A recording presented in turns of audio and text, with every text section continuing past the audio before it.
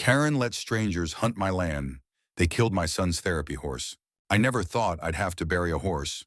Not like that. Not with my son screaming. Why won't Dusty get up? Not with a sheriff's hand on my shoulder telling me they didn't know the land was private. I bought the land to heal. I'm Noah, 43, a retired paramedic. After 20 years in downtown Dallas responding to stabbings, overdoses, and fires, I needed silence more than anything. But it wasn't just for me. It was for Micah, my 12-year-old son with autism. Dusty, his therapy horse, was the first living creature Micah ever hugged. We moved to the quiet edge of Spring Hollow last year, 40 acres, an old barn I restored by hand, and a fence line I rebuilt one cedar post at a time. We weren't in the HOA. Hell, we weren't in anyone's business. But that didn't stop Karen. Karen Ralston lived 2 properties over. She wore pearl button shirts like armor, drove a silver Lexus, and ran her fake HOA like it was the CIA. If your grass was too high, she left a note. If your car wasn't washed, she left a fine. Never mind that none of it was legal, she used the words community standards like a weapon. But for 6 months, we kept our heads down until last Sunday, the day I heard the gunshots. 3 of them, then Dusty's whinny, then silence. I sprinted to the east field, Micah running behind me barefoot through the dirt, and there he was, Dusty, collapsed at the fence line, blood pooling in the grass, his flank riddled with buckshot, his saddle torn, his eyes wide, still. Micah dropped to his knees beside him, sobbing, pressing his face into Dusty's mane. 2 men in camo were standing at the edge of the tree line, loading their rifles like nothing happened. Private property, I roared. What the hell are you doing? They shrugged. One spat sunflower seeds at the ground. Lady in the Lexus said it was free range. That's when my stomach sank. Karen, she had the gate code. Because 3 weeks earlier, she'd told me she was part of the emergency neighborhood patrol. Said they needed access in case of fire or flood. Dumb as it sounds now, I believed her. I'd given her the gate code, and she gave it to hunters. I was shaking rage, grief, guilt. I called the sheriff, called the vet, called anyone who would listen. By sundown, Dusty was dead, and I knew I wasn't just up against 2 rednecks with rifles. I was up against something much bigger. I was up against her. By the time the sheriff left that night, Micah hadn't spoken a word, not even to me. He curled up on the barn floor where Dusty used to sleep, tucked under that worn flannel blanket he once draped across the horse's back like a cape. I tried to carry him inside, but he shook his head and whispered, "No more inside, only barn." I let him be. Some pain needs to stay where it started.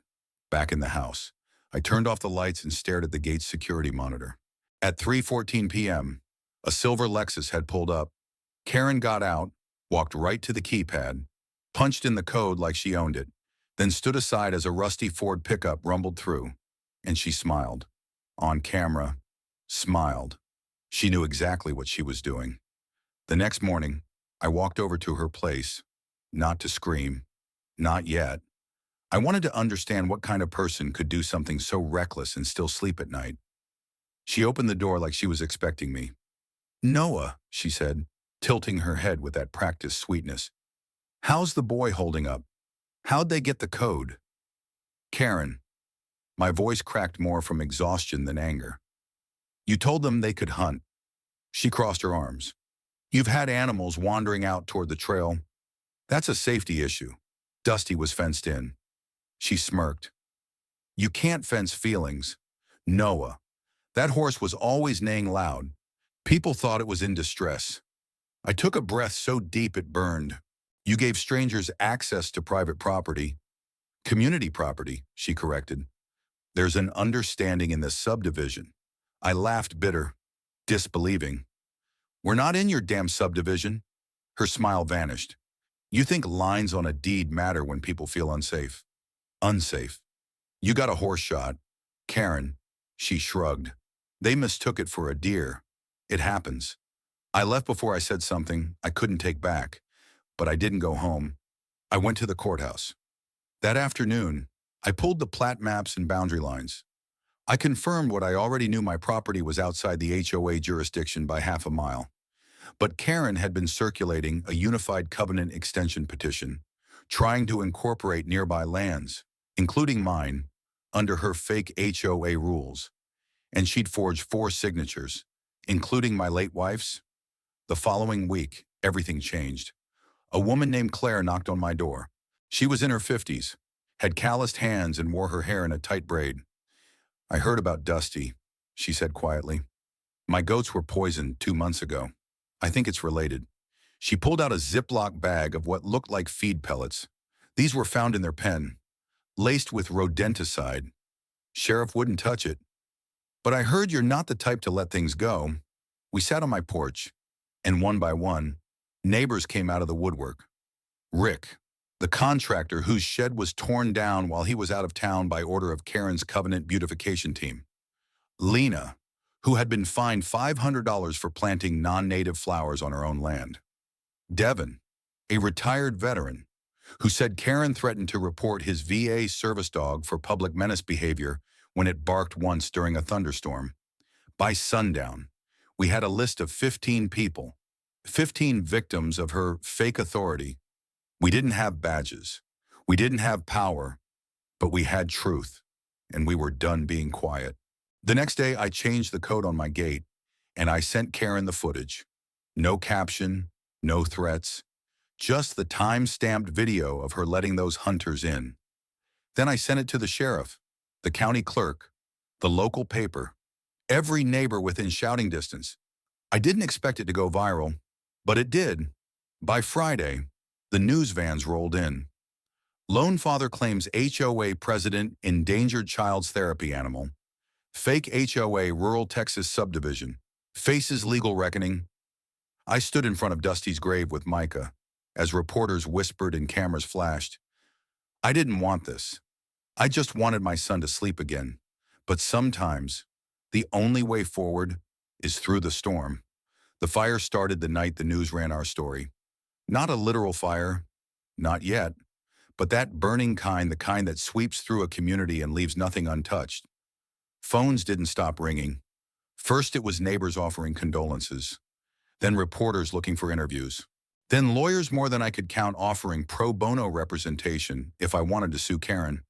But I didn't want a lawsuit. I wanted something she never gave any of us: accountability. On Tuesday, Karen staged her counterattack. A flyer showed up in everyone's mailbox, cheaply printed. Words bolded like a courtroom summons: neighborhood safety initiative under attack. Malicious accusations have been made against the Spring Hollow Covenant Committee. We are not an HOA. We are a voluntary stewardship alliance for property value protection. The recent horse incident was an unfortunate accident. We offer our sincere condolences to Mr. Noah James and his family. However, hunters were unaware of the property boundaries due to unclear signage. Moving forward, all properties must submit updated land use notices to the SHCC. Non-compliance will result in exclusion from emergency services assistance and neighbor cooperative programs. I laughed when I first read it until I saw the last line. Failure to comply may affect insurance and law enforcement response times. That wasn't a flyer. That was a threat. I drove straight to the sheriff's office, flyer in hand. Sheriff Lyle met me at the door, lips tight. "I've already seen it," he said, before I could speak. "And it ain't legal, but it's messy."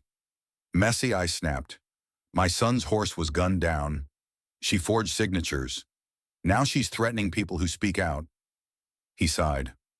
"I didn't vote for her little committee, but it's not recognized by the county.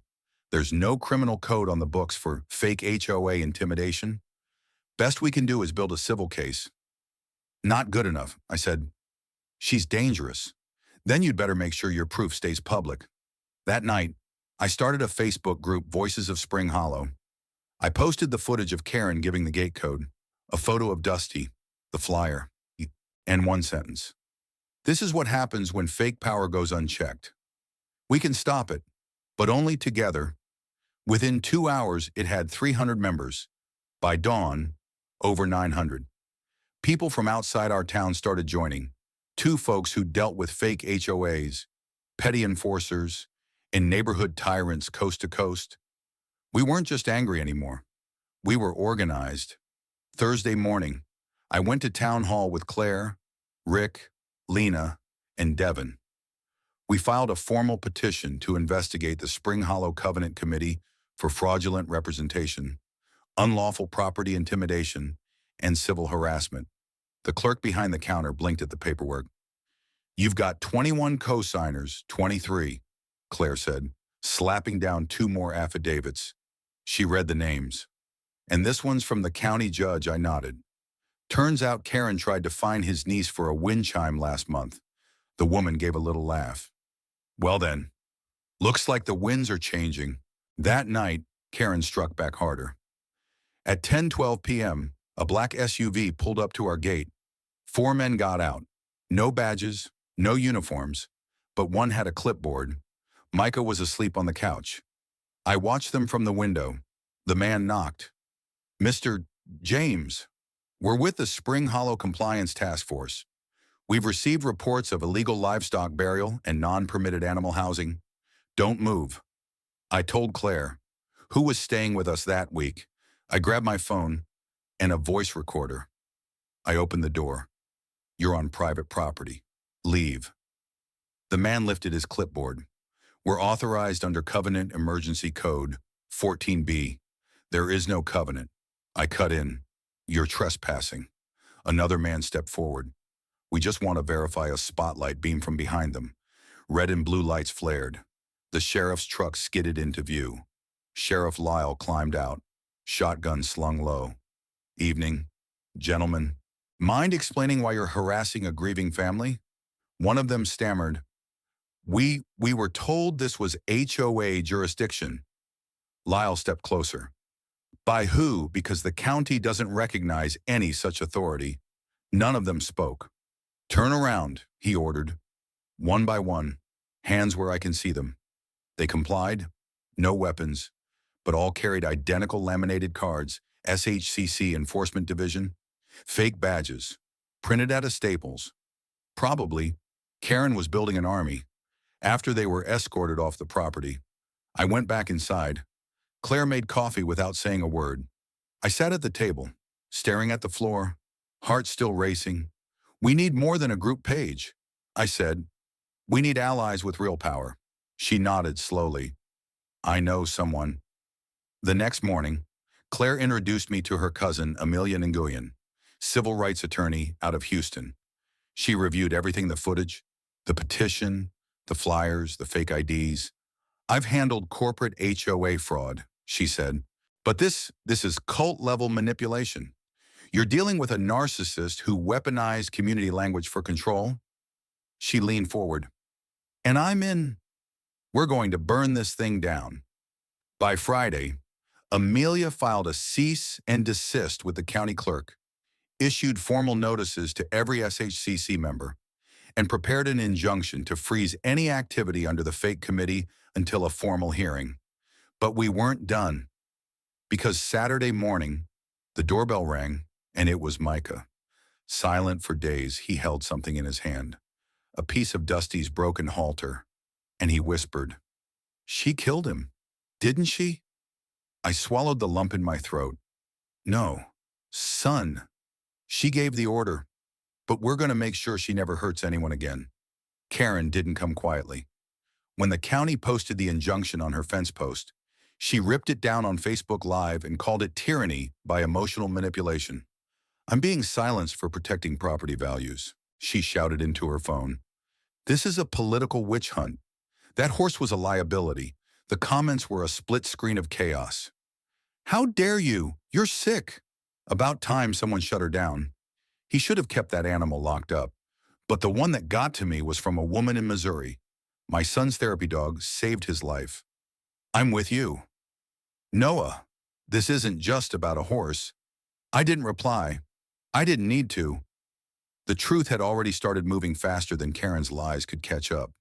By Monday, the county called a public forum.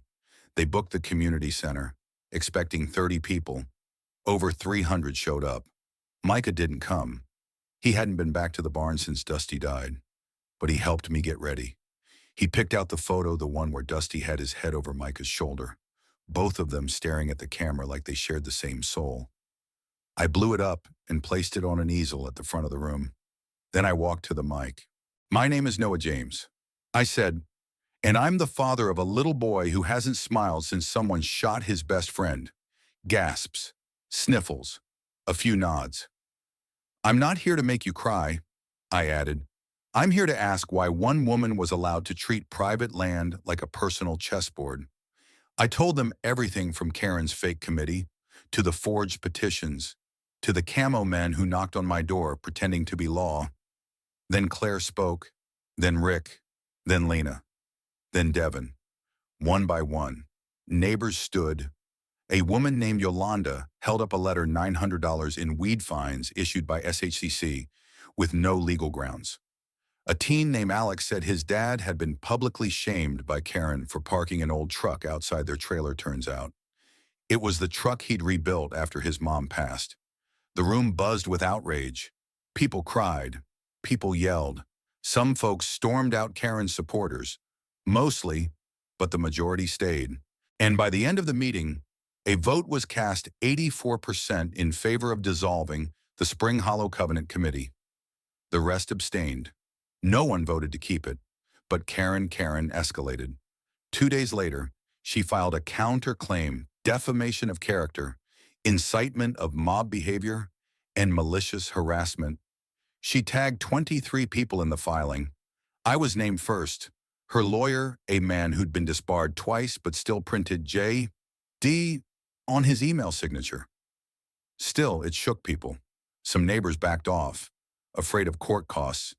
Claire even suggested we pull back for a week, regroup. But then, something happened. Micah came to the porch with a clipboard. "I want to help," he said, holding up a piece of paper. On it, he'd drawn Dusty's face. Underneath, in uneven letters, "Justice for Dusty." "Can I help people sign this?" he asked. Claire knelt beside him, tears in her eyes. "Yes, baby. Yes, you can." The next morning, the drawing was printed on 200 signs and posted at every mailbox, light pole, and gas station in town. Justice for Dusty became more than a slogan. It became a reckoning. People drove from 2 towns over just to sign petitions. Reporters came back. Even the sheriff asked for a sign for the back window of his cruiser. Karen tried to call it vandalism. We called it community. But the twist came on a Thursday morning when I got a call from Amelia, our lawyer. "Noah," she said, "you're going to want to sit down." "Is it the court hearing?" "No, it's bigger. You remember the gate code leak?" "Of course." Well, turns out that security system uploads to a cloud database that timestamps all access. Your code. It was used by Karen 8 times, but it was also shared to 3 other numbers. Wait, who one belongs to her cousin, registered hunter. The other 2 are out of state. But here's the kicker. There's a 4th access code used under the name Emergency Coordinator, SHCC Division 1.